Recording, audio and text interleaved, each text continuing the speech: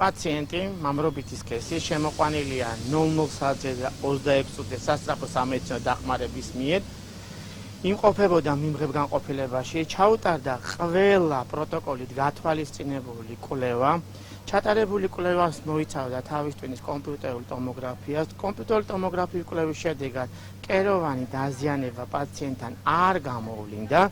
Ამ ეტაპზე პაციენტის მდგომარეობა არის სტაბილური, ჩაუტარდა ყველა ბიოქიმიური კვლევა, ასევე ყველა დარგის სპეციალისტებთან კონსულტაცია.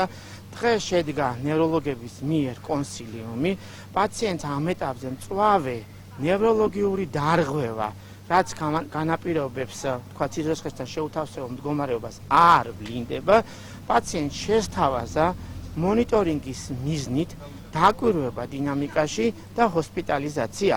პაციენტი იმყოფება ნევროლოგიურ დეპარტამენტში, ვიტალური პარამეტრები სტაბილურია, მხოლოდ და მხოლოდ დაყოვნების მიზეზი პაციენტთან არის შემდგომი მონიტორინგი, ვინაიდან ის აღნიშნავს, რომ მას ჰქონდა გონების კარგვის ეპიზოდი, ასევე ჰქონდა გულისრევის შეგრძნება.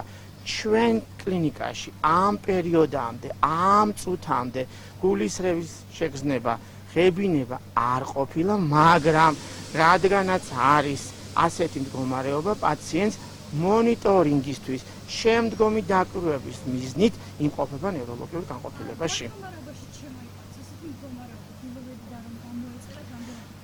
მე ერთადერთ შემიძლია გითხრათ, რომ პაციენტი შემოყვანილია ჩვენ კლინიკაში სასწრაფო სამედიცინო დახმარების მიერ, ჩვენთვის ანამნეზი ცნობილია, ჩატარებული კვლევის შედეგად არანაირი სიცოცხლესთან შეუთავსებელ მდგომარეობა პაციენტს ამ ეტაპზე არ გააჩნია. შემდგომი მონიტორინგისათვის, დინამიკაში დაკვირვებისათვის დააყოვდა პაციენტი ნევროლოგიურ განყოფილებაში.